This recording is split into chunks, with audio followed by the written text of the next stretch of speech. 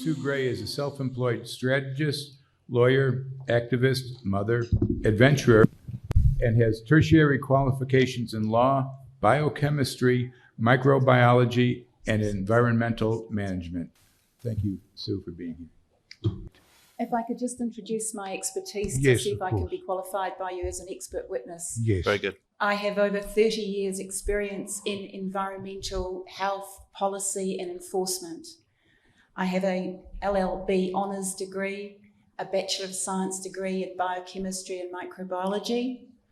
I was a Royal Society of Health diploma in public health inspection, which is the qualification used by our health protection officers in New Zealand to assess whether or not to issue permits for 1080 poisoning.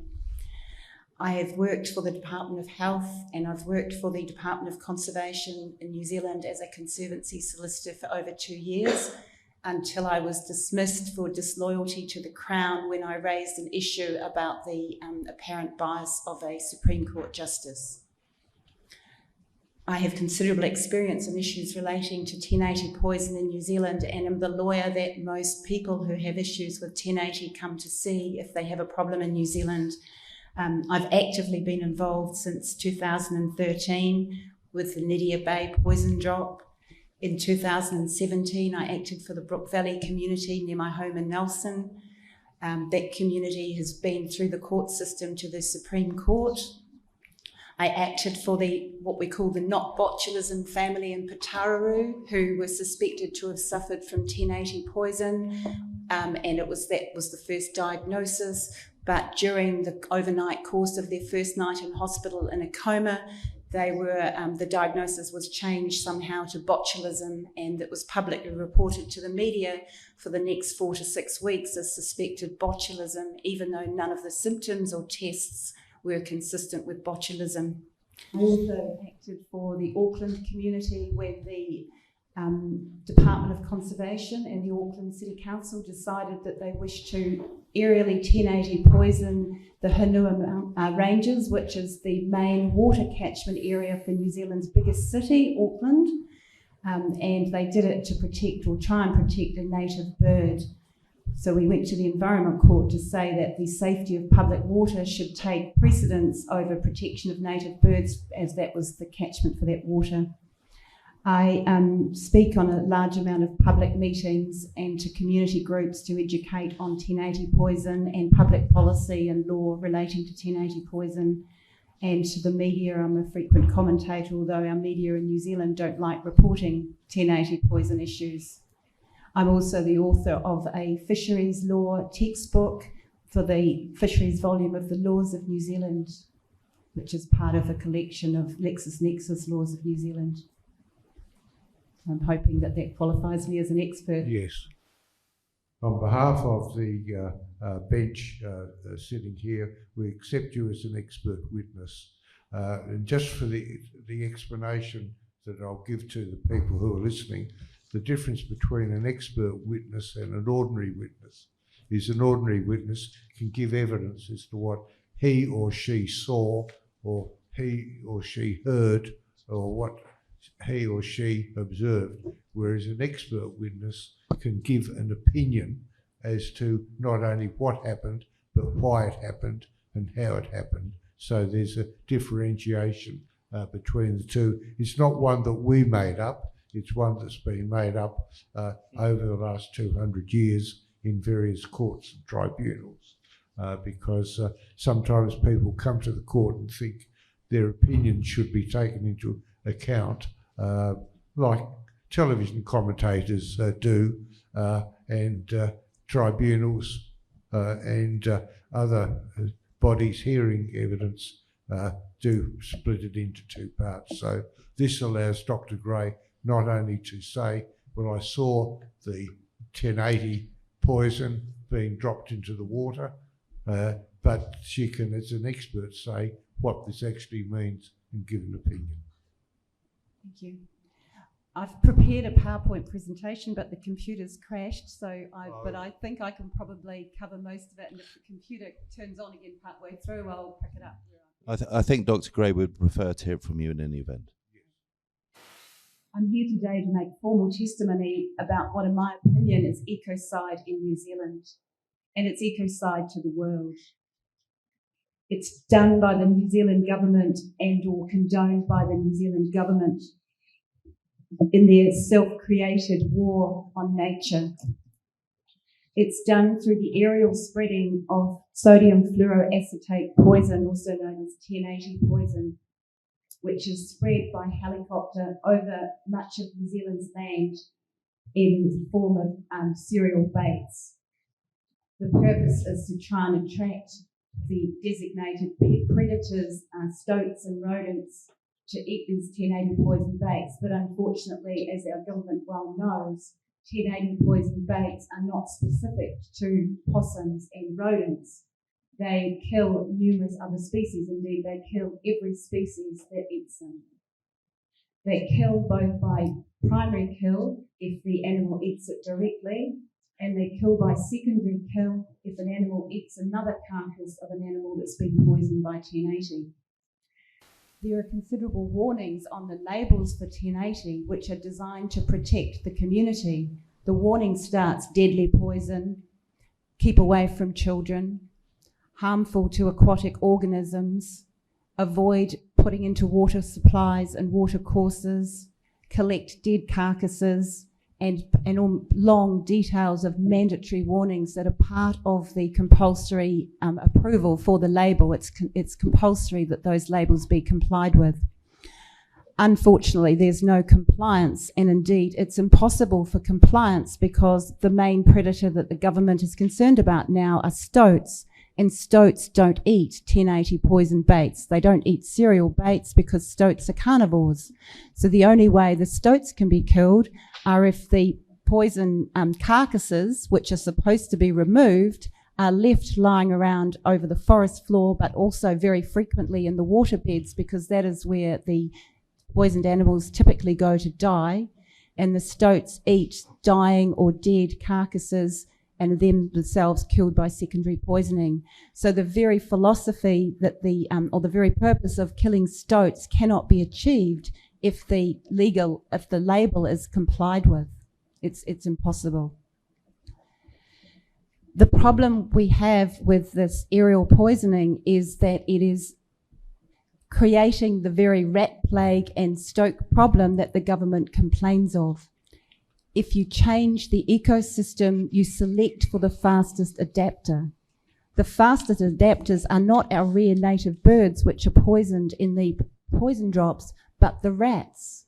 And the rats can breed very, very quickly compared to the native birds. So what the research shows, and the government's own research shows, is that although after a poison bait the forest is silent and the rat numbers are well down, after 3 to 6 months the rat numbers will be higher than they ever were before the poison drop, because they now have a free space without competition to spread out and take over the ecosystem. And so the cycle continues because the monitoring shows that there's now a rat plague, and so the government feels they need to have another 1080 poison drop. It is, as I said, a war on nature that is unwinnable, and indeed the government is creating the very cycle that it uses to justify its action.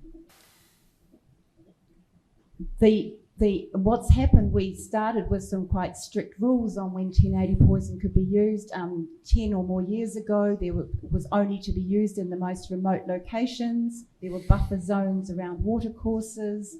There was considerable public processes where communities could be consulted about when and where poison would be used and what alternatives were available. But over the last couple of years, the government has lost sense of the very conditions that were imposed to control the use of poisons, and it's become almost an obsession that aerial poisoning is the way forward in their eyes, and they've taken steps to exclude public consulting. So, for example, in my Brook community, we suffered from the first aerial poison drop where there was no public there was public consultation. The public consultation resulted in a consent with 49 conditions to try and protect the environment. But then our Minister for the Environment changed the law to exempt all aerial poisoning from all of our usual resource management processes, all of the public consultation processes, all of the processes for imposing conditions to manage the effects of 1080 poison, and all of the ability to cost recover for enforcing all of the conditions. And instead, it was basically free slather. So this aerial poisoning of the Brook Sanctuary near my home, over a 711 hectare sanctuary, went from having 49 conditions of consent to no conditions of consent. My community, well, I led a case to the High Court of New Zealand challenging the legality of those regulations on the grounds that they were contrary to the purpose of the underlying statute, which is sustainable management. And for example, you may have regulations to exempt a very minor effect, but my submission was that aerially poisoning the water, the land, the forest is the most significant type of harmful effect you can possibly have. How can that type of serious effect be the effect that can be exempted and overlooked? It's the opposite of what those regulations require for sustainable management, which includes engaging with communities and looking at the values of local communities. It completely removed any ability to provide any protection for special communities, for cultural purposes, for amenity values, for any spiritual other purposes at all, or even to protect their water supplies. We also had a second argument that I found another section in the law which said no person may deposit any substance in the bed of any river without a resource consent. And in my submission, a poison bait is a substance. They were intentionally aerially spreading over the entire poison area into the beds of rivers. And whether it's dropped by helicopter, by truck, or by hand, it's still a deposit. I thought it was a very straightforward argument. Unfortunately, the High Court of New Zealand decided that where the law said no person shall deposit a substance, it somehow meant a substance that is not a hazardous substance. So in other words, the way our High Court interpreted that law was that you could deposit a hazardous substance on the bed of a river without any restriction whatsoever, but you did need a consent to deposit a safe substance on the bed of a river, which in my view does not achieve sustainable management and could never have been the purpose. Just running back to that point. So the definition there is one of substance. And what you're trying to give it is a normal meaning of the word substance, and what you're suggesting is that the meaning that was then given by the court eventually was an abnormal meaning of the word substance. Can you just run over again what the definition they gave for substance? In the High Court, the definition they gave was that substance means a substance that is not a hazardous substance. Yep. Thank you very much. We then went to the Court of Appeal, and they said, well, if you comply with some of the other sections in the Resource Management Act, you could ignore this section. Thank you very much. We then went to the Supreme Court of New Zealand, which is the highest court in New Zealand, and they said, where the Act says substance, we think it really means object or structure. And objects and structure, just for those in the audience, it is an unusual description for substance. In my submission, it was particularly unusual because Section 13.1a specifically dealt with structures, whereas Section 1D, 13.1d specifically dealt with substances. Very good. So we've had a lot of trouble with the courts applying the law and preferring to go with the policy of what they think the government wants enforced rather than what the law says. And I listened with interest to your definition of ecocide because, in my opinion, it fits very squarely within your definition of ecocide. Could I just ask, following Justice Cleverly's question, are you saying that the higher courts took the view that the law is not to be applied literally, but what they think the politicians meant when they wrote the law? Yes, and indeed in the High Court, the Minister for the Environment's evidence was nothing really about the law, but just think, Judge, about the implications if we can't continue to spread aerial poison over 2 million hectares of New Zealand. So and you are a lawyer, and so we're very fortunate that you are in this particular instance. so your suggestion is that the judges themselves took a view that was a political view. Yes, that's my interpretation of what happened.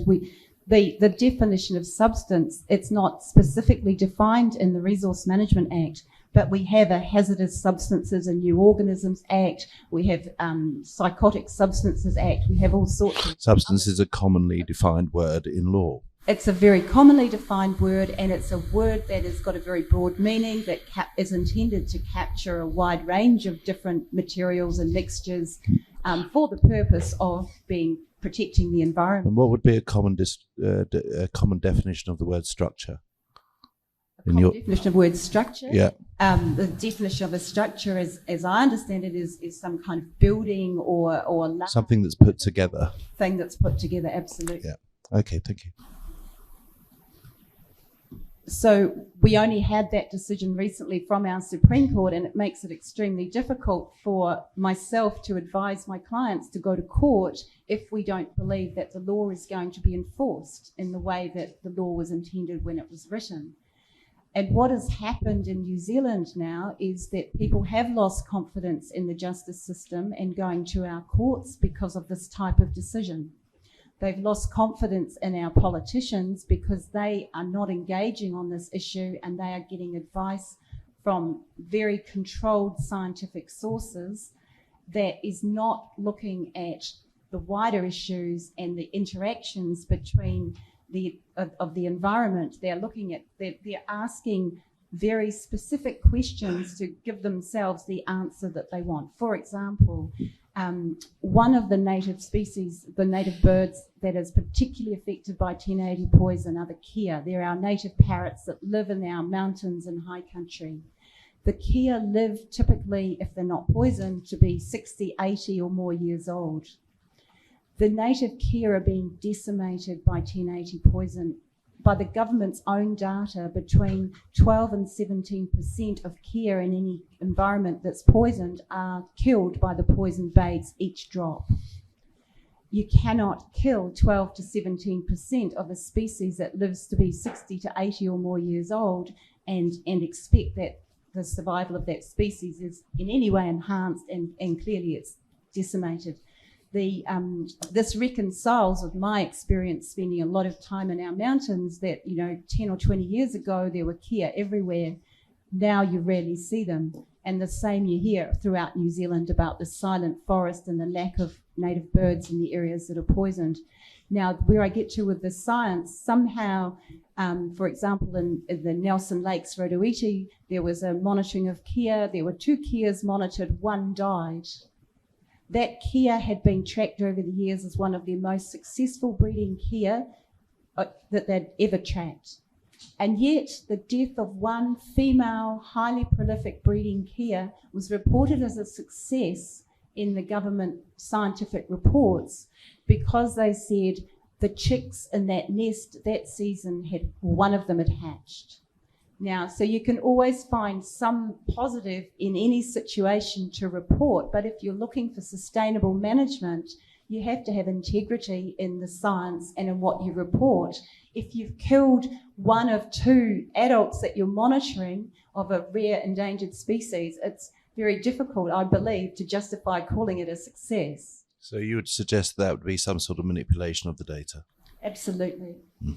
And it's typical with the other keas as well. They always report on some spurious criteria rather than how are the keas doing, how many kea have we got. They don't report on that. And it continues. Just in the last few weeks, they had another drop in Aotearoa on the southwest coast of New Zealand where they monitored 11 kea, 2 died, and it's suspected that 4 died. There's a lot of confusion because they only monitor them for a few days, and if they lose the tracking, then they say, well, they didn't die within the specified period of time, so let's ignore those ones that died.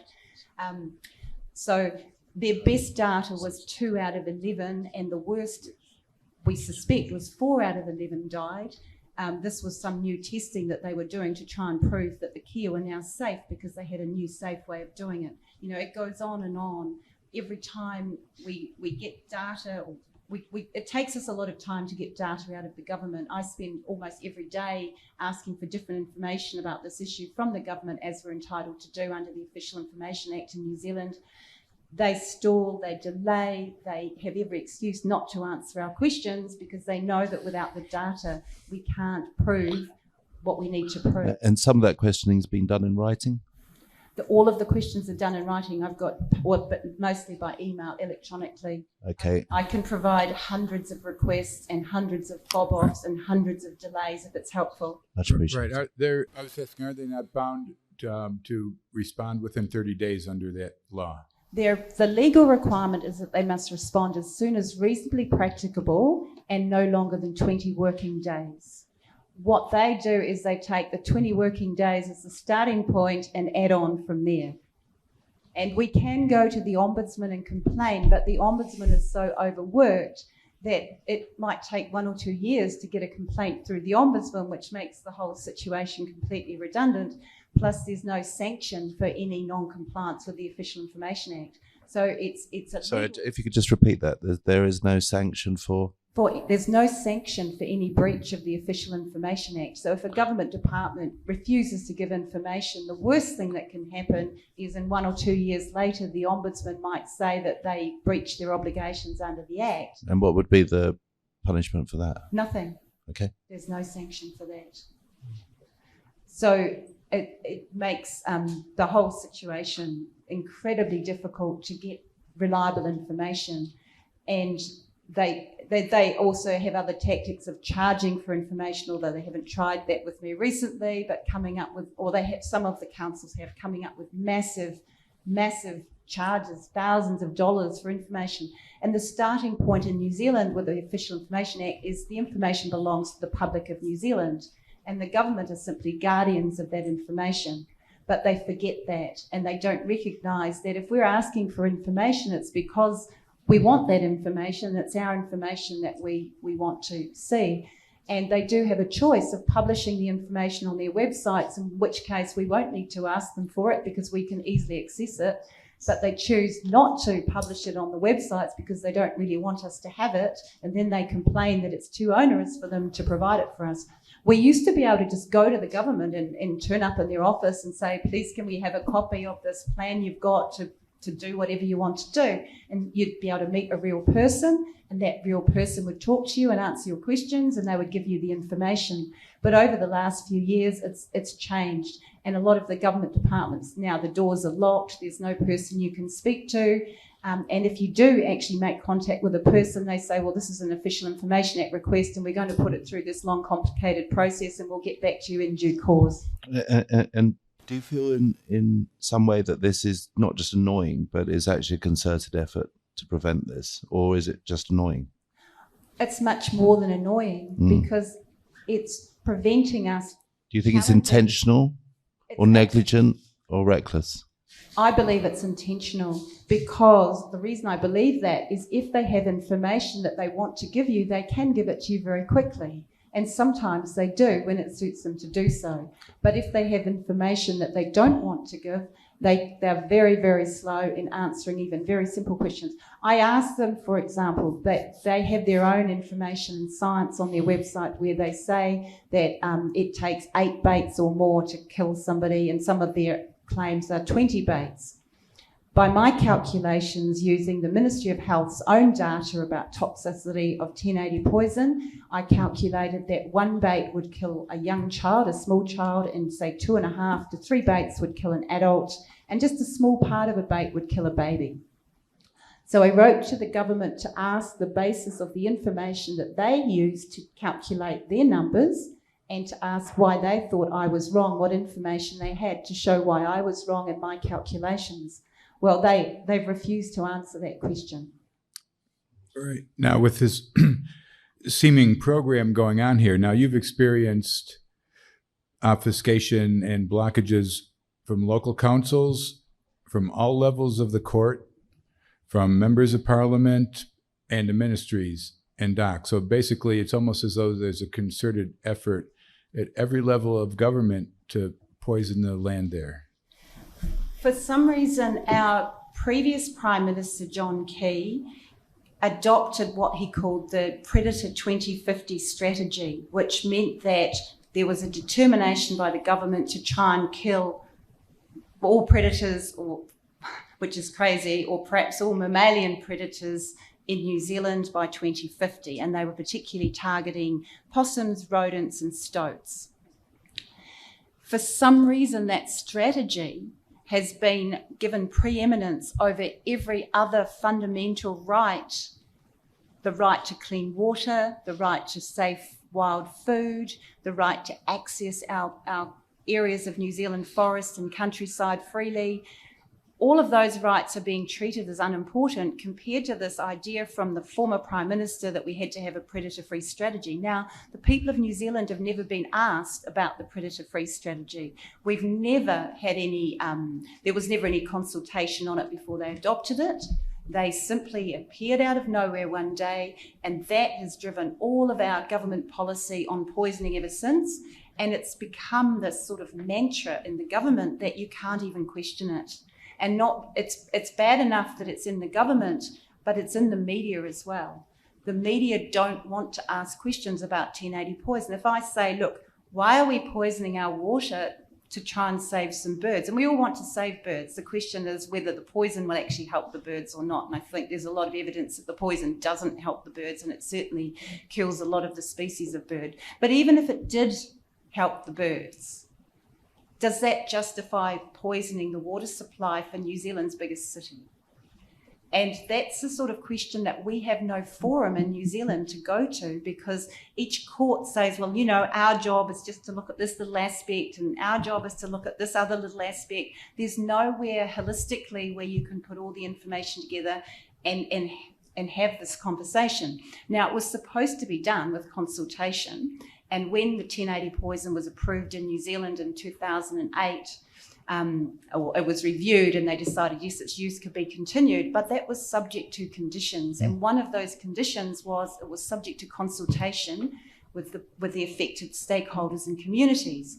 And the then CEO of the Ministry of Environment wrote a big paper on this. They published a big booklet about consultation and how fundamental it was that communities bought into the way they were treated.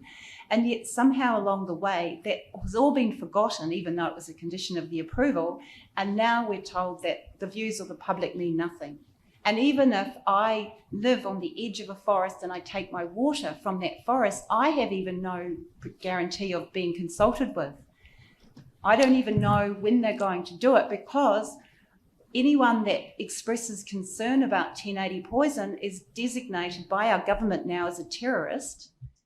Sorry, what do you mean by that? Well, they now have decided that we are dangerous people. Every couple of days in the media is a story that... So not actually as a terrorist, though? Well, effectively as a terrorist. So but you're a lawyer, please define that. Well, I can't define it, because I don't ever see myself as a terrorist trying to protect the environment and the safety. No, but you know what I mean. So if we could just... A terrorist is a very serious allegation against people. It's an allegation of doing some wrong to the community in a violent way. My experience of working with people all around New Zealand, in communities all around New Zealand, is that the opposite applies. Most of the people who don't want poison in our water and in our food and dropped on our or near our communities are very peaceful people who are extremely concerned about the environment. Are you saying that the police and the regulatory authorities are saying that their job is to do what the government wants? Yes, and they've said it to me. After the poison drop, a group of us asked for a meeting with the police. They didn't respond to our request, so we went to the police station and waited until a policeman was available to meet with us. They eventually gave us a senior police officer who came and spoke with us, and I specifically put to him that, do you not understand your duty is to enforce the law and protect the public interest? He said, no, our duty is to look after the authorities. Well, what you've said is not unique, because from my understanding, two people this century, or in the last century, said exactly the same thing. One was called Adolf Hitler, the other one was called Stalin. And what they did was, after being put into office, and Hitler was put in by a democratic vote, they then switched things around to say that the regulatory authorities are to do what we want you to do, irrespective of the law. And that's exactly what is unfortunately happening in New Zealand. We have many cases of scientists who have been fired for giving advice that the government didn't like. The other video we showed on a couple of days ago showed Mike Meads, the entomologist, who'd done a report that was unpopular, but he's just one of many. They either get fired or their funding gets diverted to another cause, or their projects are sidestepped. Question. Is there any evidence of a human being affected by the poison? This is one. Yes. If there was, Yes. was he advised to appeal to the court? Second, I mean, what do you expect of the International Tribunal to do when, in what way we can be of help? Nobody heard about this business of the poisoning. There must have been an intention. Yes. Why the government allowed this? Yes. I don't think they intended to kill people, but different species have been affected. Would you kindly? Well, they are killing people with 1080 poison in New Zealand, but none of those cases get on the public records. So one example was an American tourist called Whitney Roby, who was tramping near Queenstown in New Zealand, and she started to feel very ill. She'd been tramping through an area where there'd been 1080 poison gel, not aerially spread in that case, but the same poison put in the forest. And she checked into a backpackers in Queenstown, and she died that night. A doctor was called to ascertain the cause of death, and his suspected cause of death was 1080 poison. They took her heart and they posted it or couriered it to the laboratory to test to confirm the cause of death, and it was lost on the way. Where was the laboratory? I believe it was in Auckland, but I'm not sure. Okay, so in New Zealand. Okay. In New Zealand, that the heart was lost on the way, so there was never confirmation. So that was never counted on the official records as a death from 1080 poison. It was always counted as an unknown cause. There was another case a few years ago where I acted for a family in Pataru who'd eaten wild boar, and the 3 members of that family all became very ill with projectile vomiting, then convulsions, and then into a coma within a few hours of all eating the same meal. And they were the only ones that ate that food, and their younger daughters, very luckily, didn't eat the wild pork, which is why we knew it was the wild pork. They were admitted to hospital for 4 to 6 weeks before they came out of the coma, and they suffered quite serious side effects for a long time after that. They didn't know if they were going to survive. But the very first documentation in the hospital was suspected 1080 poisoning. Then overnight, that documentation, somehow the diagnosis changed to botulism, and I mentioned that case before. So that's another case where the objective scientific evidence and medical evidence is that it was clearly likely to have been 1080 poisoning, especially when you look at the test results, and it could never have been botulism, and that's been completely ruled out now. There is no other suspected cause. The most likely cause is 1080 poison, but it never gets on the register. We used to have a register in New Zealand by what's called the ESR, the Environmental and Scientific Research Institute, who were responsible for maintaining records of poisoning, I think from 2000 until 2008 or around those years. But then their funding was cut, and as far as I can ascertain, nobody is keeping any data of environmental poisoning cases. So there are no official records. When we became aware of that for the Brook Valley case, because we thought the same, well, if it's so bad, where are all the cases of poison? We started talking around the community because there are a lot of stories of people that had been affected by 1080 poison, but there were no official records. And we traced all of those people back, and we put together a group of 4 of us mainly, all scientists, put together a register of unintended poisoning of humans and also of dogs and other animals. And everyone had to either prepare an affidavit and/or medical documentation to prove the cause of their death or their harm, which they did. And that's got over 30 cases of humans suffering from poisoning, but not one of those cases are on the official government records. I've sort of got a very simple question. I have a glass of water in front of me. If you put some 1080 into that water and I drank it, what, in your expert opinion, would be the likely outcome? If you put a pellet of 1080 in the water, you'd be very sick. And if you put 2 pellets in? If you put 2 pellets in, you've got a 50% chance of dying. I see. So, yeah. The other problem with the pellets is that they spread them by helicopter, but the government records from the Ministry for the Environment show that at least 1/3 of poison drops, the pellets go outside the approved area.